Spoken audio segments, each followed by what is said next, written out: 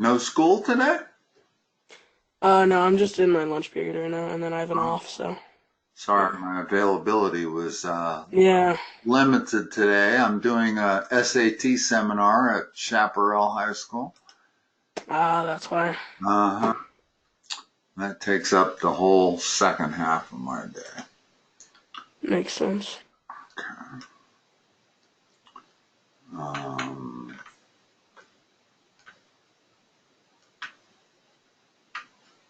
all right, let's have a look at this. Is this just one problem? Yeah, and then there's other screenshots too. That's fine. I just want to make sure I was Yep. getting it all.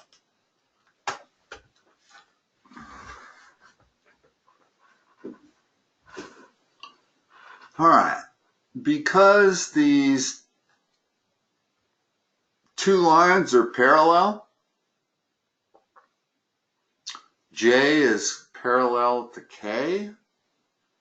That tells you something about that angle and that angle. What does it tell you? They're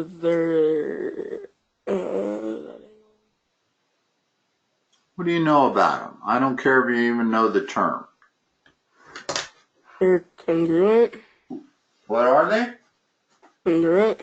No. Do they Um, look congruent? Means equal, pretty much. um, One of them is clearly acute, and the other one is clearly oh, obtuse. obtuse. Yeah. So they're not equal. What are they? They are Oh, something. they're interior angles, right? Well, what's the magic number in geometry? Uh, 180. 180. Yeah. So these two angles are supplementary because they are between the parallel lines. Okay? Mhm. Which means they add to 180. So if I know they add to 180, what equation can I write? Geometry is always about writing an equation and then solving it.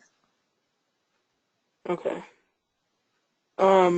So it would be 2x minus 8 plus 9x minus 10 equals 180. Let's put parentheses around there just for effect. Okay. Sometimes we need the parentheses, sometimes we don't. Usually Mhm. when addition isn't, you almost never need the parentheses around the first term, so I can erase those. Sometimes you need them around the second term, but if you're adding, you don't. So I can Mhm. erase those also. And now I'm saying that that is equal to 180. So solve that equation. Okay. So it would be 11x minus 18 equals 180, and then Good. Good um, first step. I like that first step. 180 plus 18 is it'll be 198, and then 198 divided by 11. So x equals 18. 18. okay, x equals 18. And that's what they wanted, was to solve for x. They didn't actually ask you what that angle was or what that angle was. Mm-hmm. They wanted you to solve for x. Okay, remember that 180 is the magic number in geometry. If you have any kind of a triangle, what are the sum of the angles? 180. Exactly. If you have a linear pair, what are the sum of angles 1 and 2? 180. Okay. And if you have parallel lines, 180 is 180. always the sum of the two angles that are not equal. When you Yep. have parallel lines, you create only two angles. Let's talk about that Mm-hmm. for a second, because this is an important concept. There's my parallel lines. There's my transversal. That transversal creates 8 angles, but it only creates 2 unique angles. Every angle that you're looking at there is either angle 1 or angle 2. So every angle is either equal to another one or supplementary to another one. Because if it's not equal, they're supplementary. In other words, 3 is equal to 6. They're both the acute. And that's one way to look at this, is one of these angles is acute, one of them is obtuse. This one is acute, that one's obtuse. So anytime you see one of these 8 angles and it's obtuse, it's the same as 1. So 8 is equal to 1. 7 is acute. That's got to be equal to 2. In this case, it's this one and this one. And those are clearly not equal. One is acute, one is obtuse. But that means they're supplementary. Okay. All right, let me get rid of this one.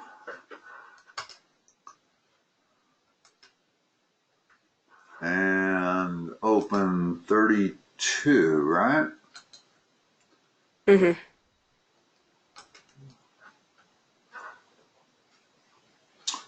Rotate it right. Minimize it. A little bit more.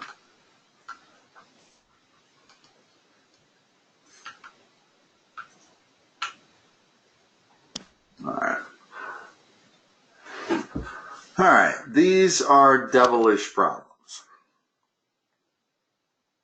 Okay. By that I mean this is like a 20-minute problem. Maybe a 10-minute problem. So we just barely have enough time to do this one. Let's start at the beginning. And the beginning really involves parallel lines. Again, they are giving you problems involving parallel lines. Now, parallel lines are not always just 2 parallel lines with 1 transversal. Sometimes, in this case, we got 3 parallel lines. All the horizontal lines are parallel with one another. And then we got 2 different transversals. So, a lot of things to deal with. So, let's start with A. Angle 8 is congruent to angle 20. There's angle 8. There's angle 20. Which, are they acute or obtuse? They're acute. No, they're not. Acute angles are less than 90 degrees. Obtuse angles are greater than 90 degrees. What are they? They're obtuse. Okay. And since they're both obtuse, they have to be equal to one another. Because at this point, that's the only thing that matters. I don't care about the other transversal. We're just talking about the right side of this thing. So 5, 6, 7, 8, 13, 14, 15, 16, 19, 20, 23, 24 are all either 5 or 6.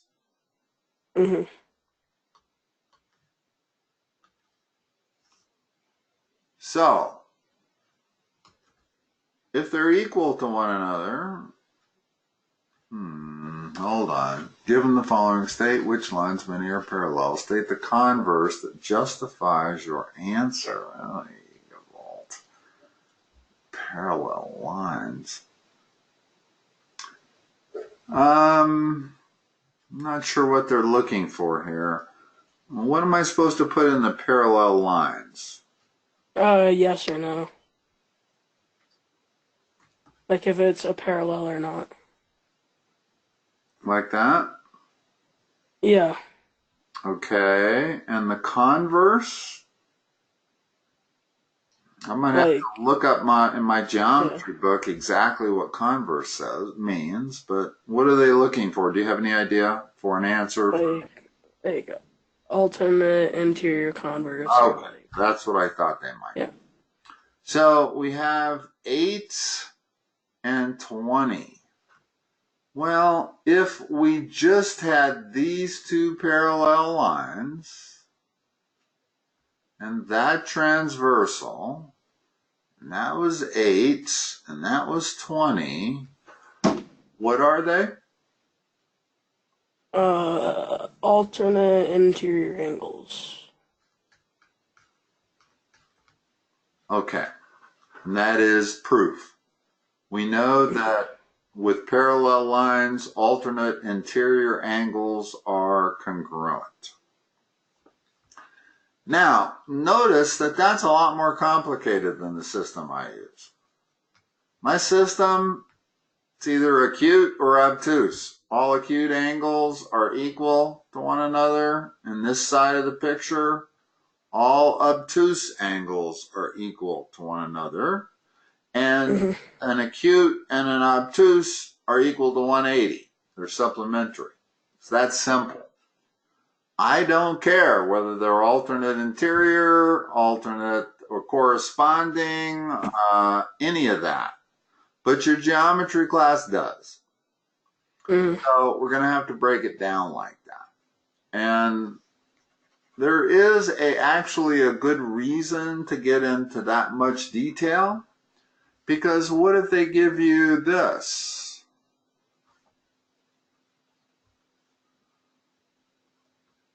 Tell me which angles are equal to one another. Can't tell. You can't tell which ones are acute and which ones are obtuse. They all look to be 90 degrees. But if you know alternate interior, that means 3 is equal to 6 and 4 is equal to 5. Those are both alternate interior. We also know that 5 is equal to 1 because they're corresponding. And we know that 7 is equal to 2 because they're alternate exterior. So when your parallel lines give you close to 90 degrees and it's not so easy to tell the difference between acute and obtuse, then you need to know all of these definitions. But the reality of it is, in life, it's always going to be this. They just don't give you. You're not going to run into problems like that. So really, the only thing you have to remember is whether it's obtuse or acute. How about number B? 1 is congruent to 9. Now we're on the left side of that thing. Why is 1 congruent to 9? I still don't get this parallel lines thing.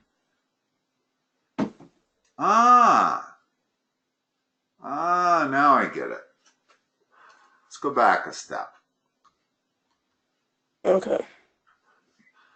If I have two lines and I do not know whether they're parallel or not, but you tell me that 1 is equal to 2, that means they are parallel. In other words, it works both ways. If these lines are parallel, 1 is equal to 2, or if 1 is equal to 2, they are parallel. So what they're asking us is, are these lines parallel? Is x parallel to z in the first question? And it's x and z. And yes, the answer was yes, because angle 8 is congruent with angle 20. On B, it says 1 is congruent to 9. Well, they both look obtuse. So yes. Does that make the lines parallel? Yes. Which lines? Z and X and Y. Ah, I think that's what they want here. In fact, that answer has to be X and Z.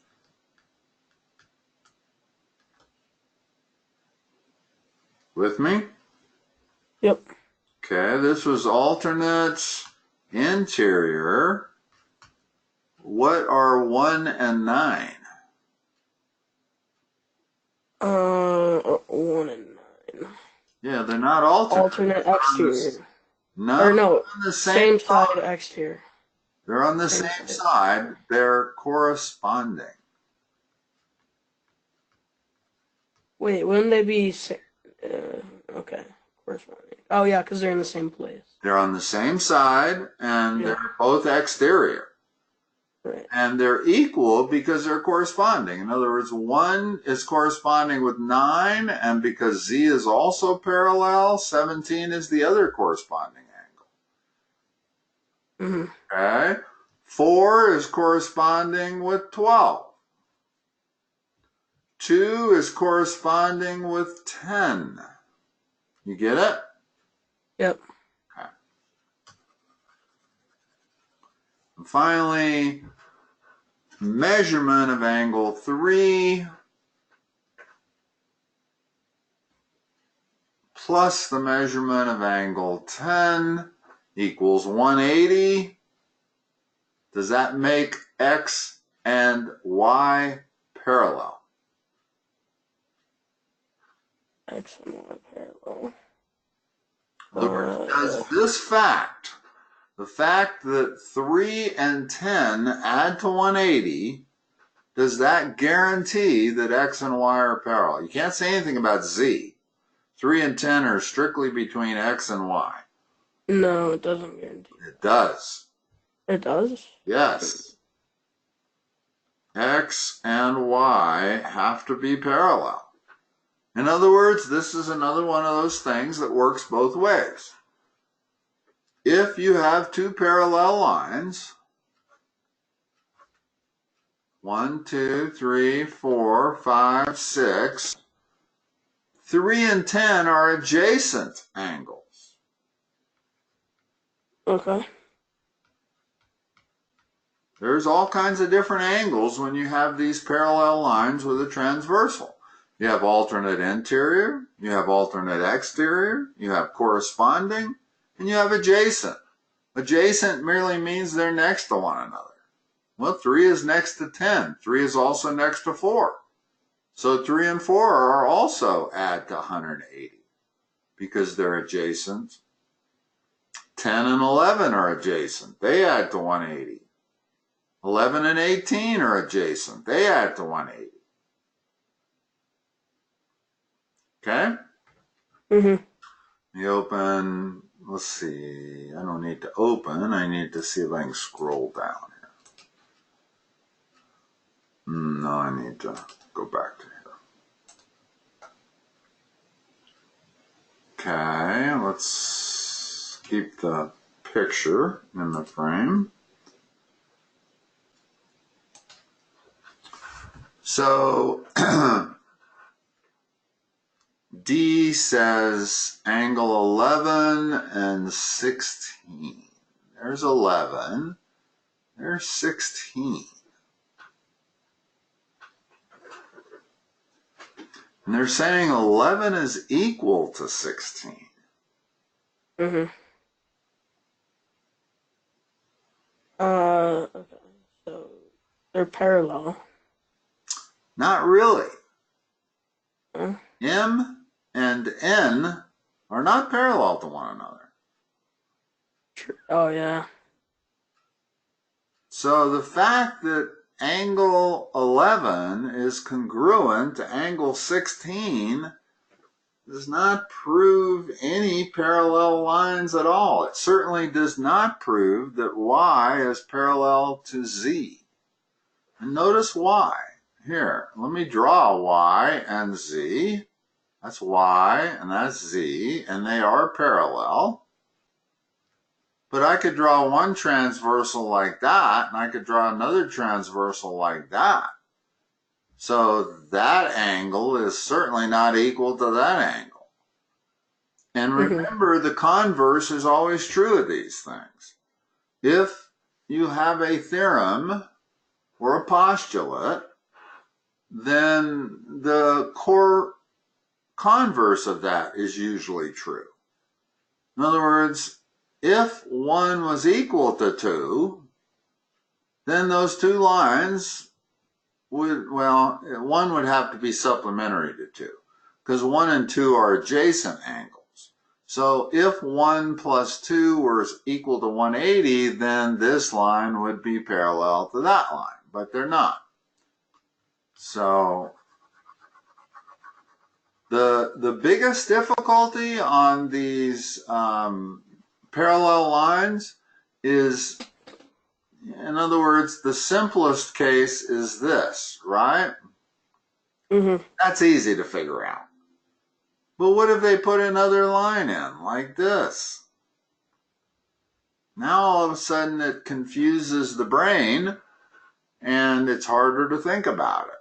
And what if they put a line like this? Wow. Now what you have to do is, in your head, you have to make sure you're looking at this. There's two parallel lines with a transversal, but there's also this transversal. So maybe you're looking at that. And in fact, that right there is a transversal. So what I have in this picture that I just drew were two parallel lines with three separate transversals. So that frequently is the difficulty in solving these, is separating out which parallel lines and which transversal you're looking at. And this question that 11 is equal to 16 or congruent to 16 doesn't really say anything about parallel lines. None. Okay, angle 6 and angle 24. 6 is that one, 24 is that one. That's on the same side. In other words, we can ignore the other transversal and let's just focus on that picture right there. Okay. 6 acute or obtuse? 6 is obtuse. Is 24 acute or obtuse? Obtuse. 24, look at it. Is it less than 90 degrees or greater than 90 degrees? Oh, it's acute. Yeah, it's acute. So if 6 and 24 add to 180, they're definitely not equal, right? One is obtuse and one is acute. But they add to 180. Does that guarantee any lines being parallel to one another? No, it doesn't. It does. In other words, we're talking about the converse. Oh, yeah. X and, yeah. Okay. Yeah. X and what? I can't see the letter. Z. Z, yeah. Doesn't say anything about Y. If I redraw the picture, here's what I would redraw to get a better image of it. There's X. Here's Z way down here. And there's the transversal. And this one is 6, and that one is 24. And that's the only thing you need to know. 6 is obtuse, 24 is acute. If they are supplementary, meaning if they add to 180, then X is parallel with Z. Y is not in the picture here. They didn't mention angle 13, 14, 15, or 16. They're just talking about 6 and 24. Why are they supplementary?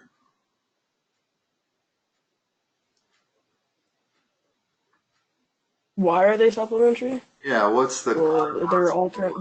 They're corresponding. They're actually not corresponding. Correspondings are equal.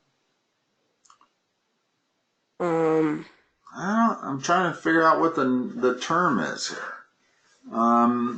They're not alternate because they're on the same side of the transversal.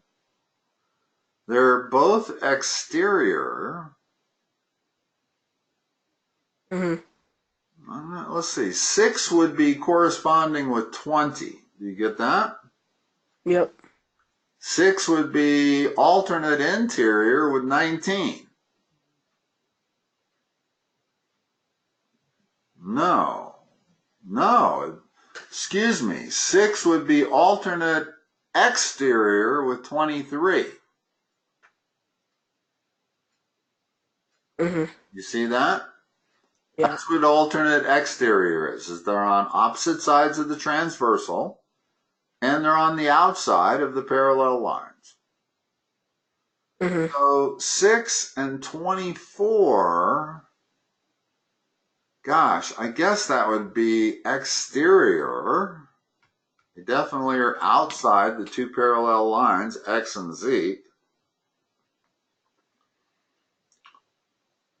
Exterior, I don't know what the rest of it would be.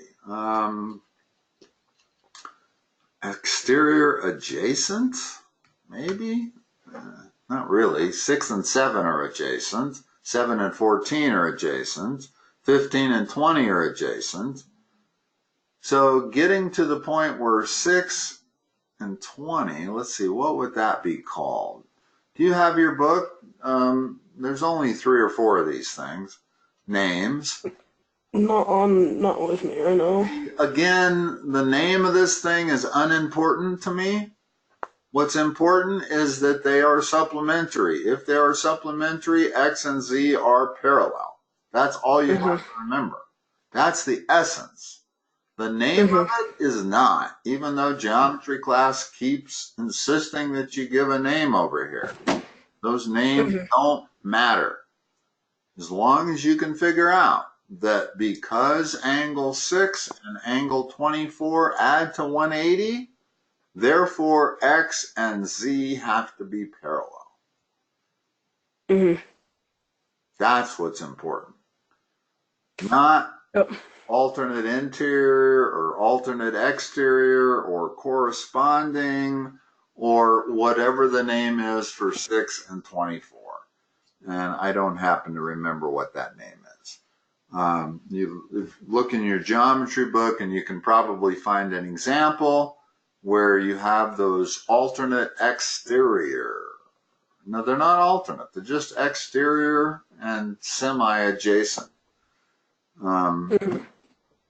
Notice that 6 and 20 are corresponding, right? Which means they're equal.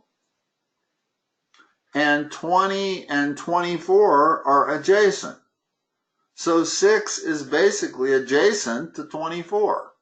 And that's why I wrote that. Exterior adjacent. That's the closest thing I can come up with a name for those two things that proves that X and Z are parallel. All right. Blake, gonna let you go. All right, thank you. You're welcome. Talk to you next time. Yep. Bye-bye.